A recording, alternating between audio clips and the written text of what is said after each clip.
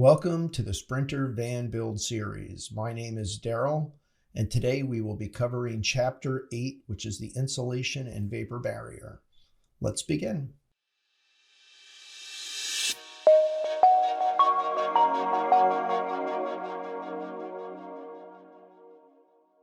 These are the products that I used in this section.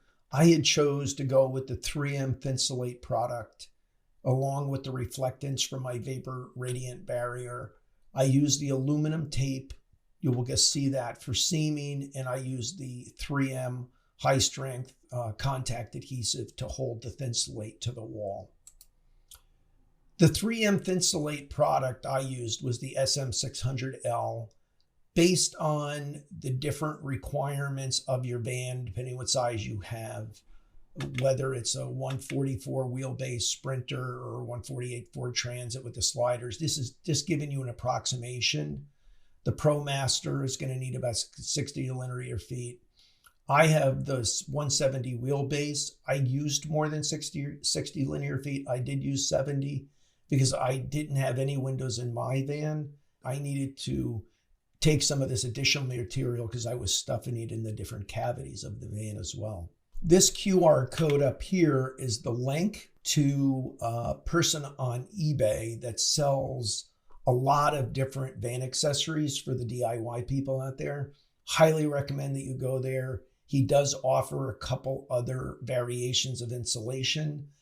The cost to do my van at today's prices in 2022 is about $1,000. I know that's a little expensive. There are other solutions out there.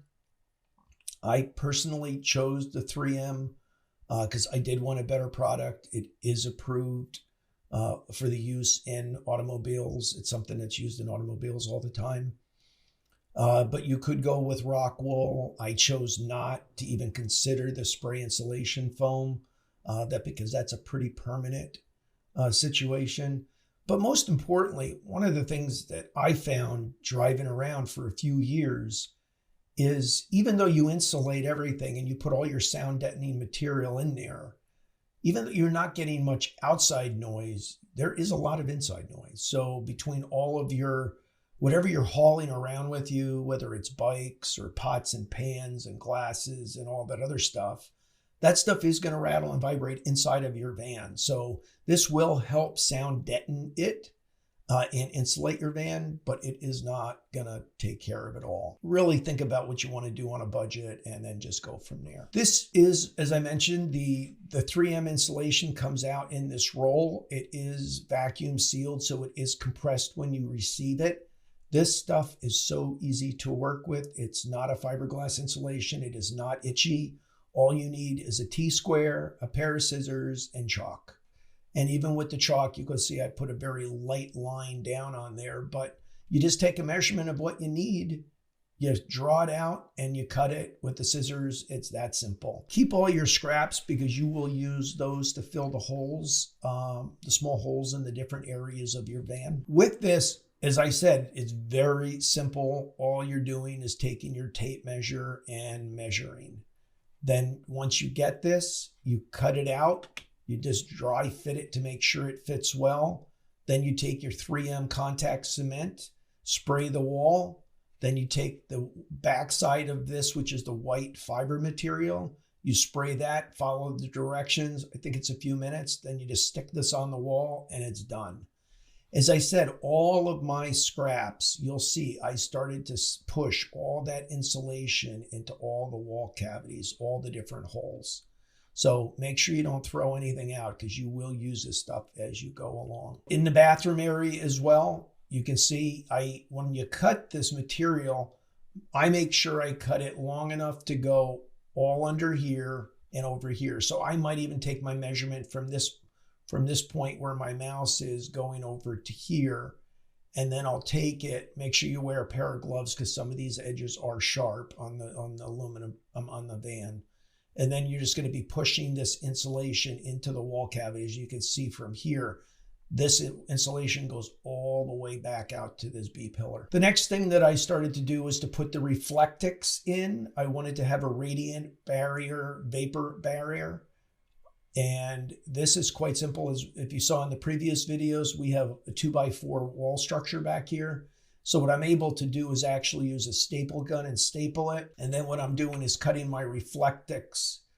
The height here is the metal to metal. So I then take it and I tape it to the metal. I tape it to the bottom. I then seam it across. I put another piece and then I tie this into the upper part up here where all this is seamed together. So you literally will have one continuous sheet throughout the van once you're done trying to keep the moisture and the radiant heat in once we're heating the van. In the next section, we're going to be talking about this, but this is the walls to my bathroom. Here it is. This is the kitchen counter area. As I said, you can see that all this is here. I'll put another piece here. You can see this is the foil. This is the part that went behind this van. So I just taped it here before where I put my wall barrier, and I'll do the exact same thing here before I put my wall panel in. So that, like I said, all this will be covered with Reflectix. When we go to the ceiling, I did not fill this roof support up with insulation because you just can't. And then not only that, I want this free floating also because this is where I've got my toggle bolts going for my cabinet support structure. But same thing, you're just cutting this to the size, spraying your contact cement and sticking it up there. You'll see after that, then that's when I put my wooden furring strips in. And then I did my Reflectix, and my Reflectix here again was stapled to these areas, kept it up there nice and easy for me. And then I taped all the edges. And as I said here, I kept this hanging below because then I taped this to the part that's going up to the wall. Just as another note, when I cut my Reflectix, I cut the pieces so I can tape it to this section here.